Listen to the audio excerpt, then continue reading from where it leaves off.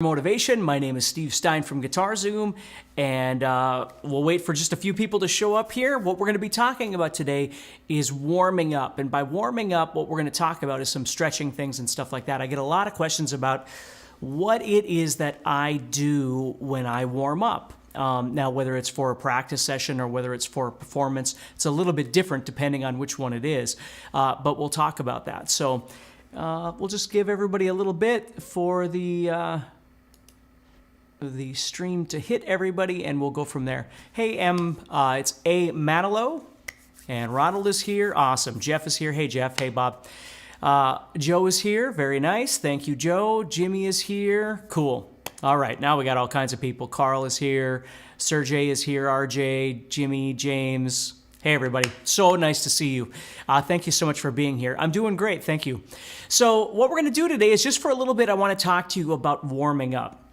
Now, when I was a kid, I was in track and I was in football and things like that. And warming up was something that seemed like a waste of time.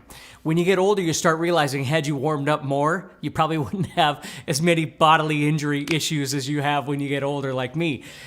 So what I want to talk to you about today, hey everybody, hey Juan, hey Duke, hey Chris, hey Denton. Worship Guitar Dictionary is here, very nice. Aaron is here. So what I want to talk to you about is being 50, which I am right now, and what it's like to play, okay? When I first go to play for the day, now I am blessed with being able to play in the morning, right? I mean, this is what I do for a living. Where some people, you go to work and you have to do all your stuff before you can grab a guitar and do your thing. And what I have found is when I do have a lot of stuff, maybe it's the weekend and I've got a lot of projects to do or something like that, what I find is some of the stretches I'm going to show you are really crucial because, when you do a lot of work and your forearms are really sore, your wrists are really sore. I used to do construction when I was younger, and it was really hard for me. I wasn't cut out for that. Accolades to anybody who does really, really hard work like that. That was tough for me. I used to do roofing for a while, and it was really difficult. So what I want to talk to you about is exactly that today. So what I have found, and let's just talk about it from a practice perspective, and then we'll move a little bit more into the performance perspective. But what I do, there's a number of exercises, and for many of you know that I had carpal tunnel surgery on both of my hands when I was younger. And so some of the exercises that I came up with were given to me from the doctor that I had, and I've just kept them ever since then. So the first thing that I always do are things like this. So again, you can watch this when you have more time if you don't have time for this, but this is one of the most important ones for me, is that you put your palms together like this, and then you bring your hands down like this, okay? Just like that. And when you do this, if you haven't really done this before, what you're going to feel is you're going to feel a pull down here. Now, I want to say this before I talk about anything else. If you try and do something like this and it's painful, you need to be careful, okay? I remember, people having injuries from, you can buy these grip things and you use these grips to try and build strength in your fingers. And I remember hearing horror stories from people that were using these things and, wound up, messing up their tendons. So I just need you to be careful, okay? So if you think about it, when you're doing this, okay, what I'm doing is I'm bringing this down. I don't have it way up here, okay? What I'm trying to do is put this so it's level, okay, just like this. And then what I'm going to do is I'm going to press out one direction or the other. And what I want to do is I want to press straight out. I don't want to press with my elbow coming up. This is one of my favorite stretches by far. Okay, so I put this together like this. And then what I do is I press straight out like this. Not up in the air, but straight out. And what you're going to feel is a stretch all the way like this. Okay?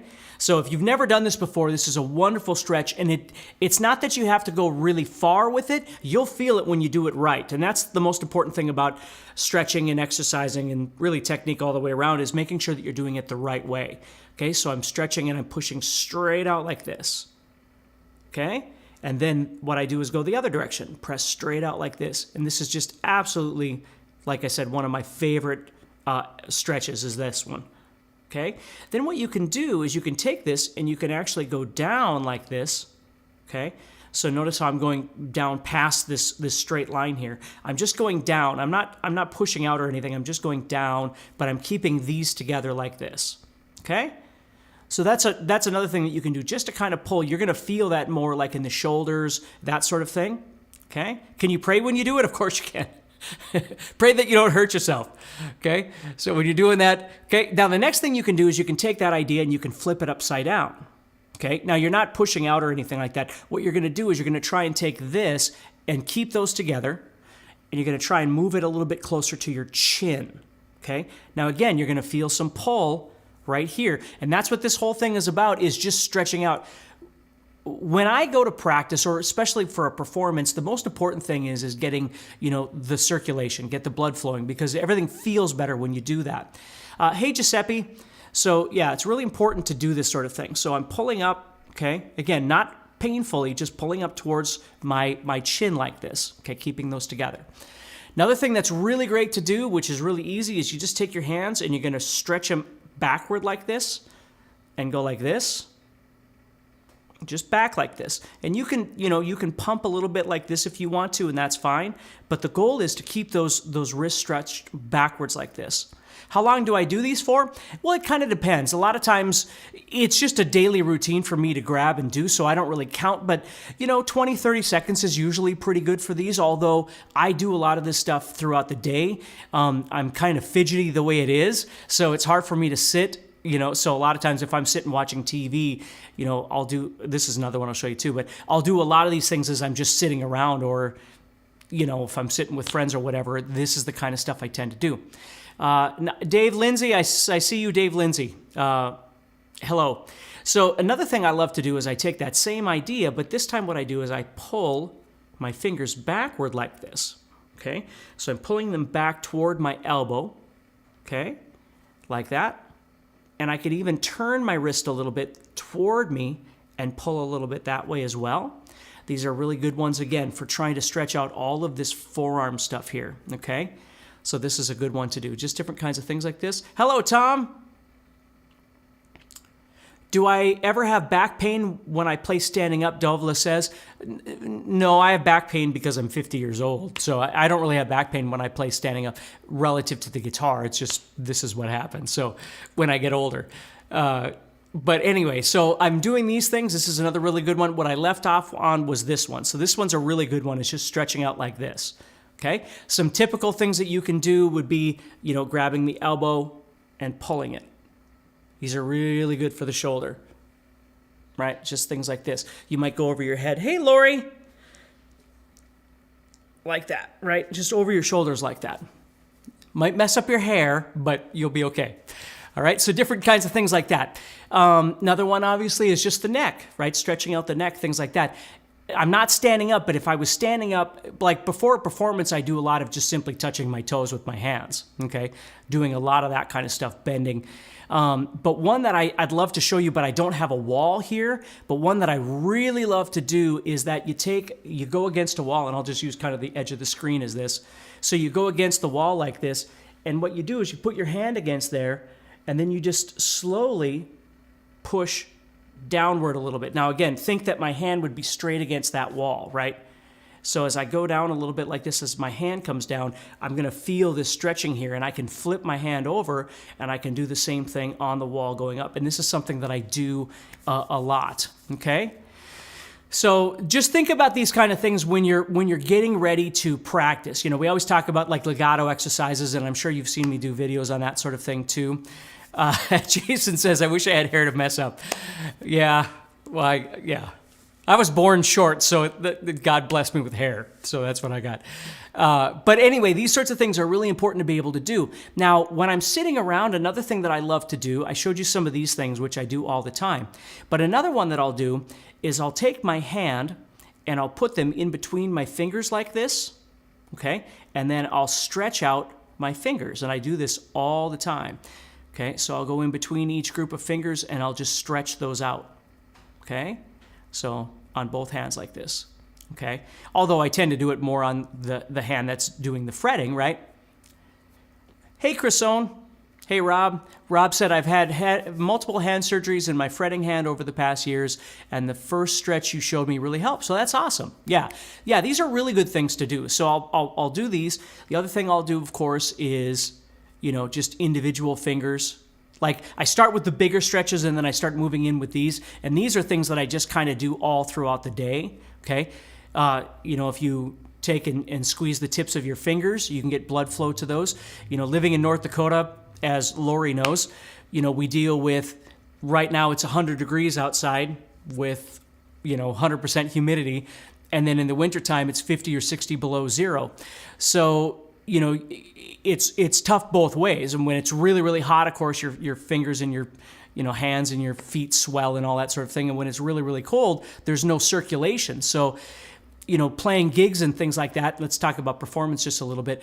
I always bring a little portable space heater. And then what I do is when I'm warming up backstage, I'll do all these exercises I'm showing you. But the other thing that I do is that if possible, I run my forearms, my hands and my forearms underneath very, very, very very, very, very warm water. Okay, I'm not scalding myself. I'm not burning myself, obviously, but I like to have the water as warm as I can and still have it comfortable. So I'll run my hands and my forearms underneath that water before a performance. If I have that capability, most places that we play, there'll be something like that I can use.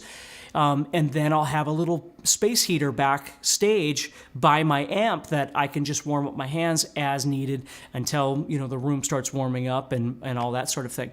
So those are things that I do a lot. And running, like now it's really, really hot outside, so I'm not running my hands under warm water. But in the wintertime, I do that 10 times a day. I'll do that.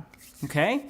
So hopefully that kind of makes sense of some things that you can do. I know I kind of run through those a little quick there, but just so you've got some ideas of some things that you can do to try and warm up your hands before a practice session. Not just your hands, but think about it. It's from basically your neck, your shoulders, your forearms, your hands, all the stuff you're trying to stretch out as needed. So these, are really good for your shoulders, moving your neck around, that sort of thing. Don't forget about that stuff too, because it isn't just your forearms. You want to stretch out all of that kind of stuff. Then you grab your guitar and start doing some of the other things that we've talked about before, where you might, like for me, the first thing I'll do is grab the guitar and I'll start just doing some legato exercises. I don't need the guitar plugged in, any of that. I'm just trying to get my fingers warmed up. So I'm doing a bunch of different exercises with things like that. And then I'll do some picking exercises where I'm just trying to get, I'm picking a string and just kind of trying to get, again, warmed up. But at this point, I'm not only warming up my fingers, I'm making a connection to my brain, right? I'm trying to get my fingers and my brain to start kind of working together slowly as I play. And this is what I call pre-practice once you get to this thing, once you start playing. Before, some days are great, but some days suck. Like anybody else, some days you grab the guitar and you go, did I forget how to play, right? So that pre-practice element is very important for me, is just getting my hands and my brain and the synchronization of my hands kind of going. And sometimes I'll use a metronome for that. Sometimes I use songs for that. Like I grew up playing a billion songs, being a teacher, being a player, being a performer. So for songs for me are in one category enjoyable to listen to, but in another category, I very much use songs to propel certain elements of things that I want to work on. So if I want to work on warming up, I've got various songs that I can use for picking or for legato or for scale use or different kinds of things like that. And you can do the same thing. If you have Spotify or Apple Music or whatever it might be, once we get past the whole, the artist isn't getting the pay, I get all that. But from a practice perspective, we can use those elements like Spotify or Apple Music or, Tidal or whatever it is you might use. Like a metronome, we can use those as practice tools to practice songs that we enjoy. Maybe it motivates us, because we enjoy the song, and maybe we've got those songs, we use certain things for down picking, or we use certain things for a particular scale or alternate picking, or again, sweeping, or whatever it might be, right? So you can use the music that you like to warm up with as well. Maybe you've got some songs that are really, really hard to play. Well, maybe those aren't your warm-up songs. Maybe your warm-up songs are things that you can play. Maybe they're a little challenging or whatever, but they kind of get you in the zone. That's what you're looking for. Okay? So hopefully that makes sense to you. A few different exercises that you can work on for this week and hopefully for the rest of your life. Some stretching exercises, things like that to avoid, and again, the whole point of all of this is to avoid injury and to get you into a warmed up zone to grab your guitar and have some fun. So always be careful and always think about that. If you're trying to do something and it feels really painful, you need to reassess what you're doing. There's nothing wrong with massaging your forearms, things like that, trying, like, again, pinching the tips of your fingers, things like that. Anything like this that you can do. I remember going to a massage therapist one time, and they have this whole routine of things that I'm like, I don't want any of that. Thank you, and I'm paying you, but all I really want you to do is just massage my hands and my forearms, and I'm sure it's not beneficial in the way that you're thinking, but from me being a guitar player and this thing here, it feels wonderful just to, massage my hands and my forearms for a half an hour. I would love it. So, she's like, okay. So, but it was wonderful. So anyway, those are things that you can do as well. So hopefully that helps everybody. Have a wonderful week. Stay positive, and I'll talk to you next Monday, okay? So remember, if you need any help with guitar stuff, obviously subscribe to whatever channel you're on, whether you're on YouTube or Facebook or anything like that. And you can always head over to guitar-zoom.com and check out my guitar courses and the membership that we offer as well. So take care.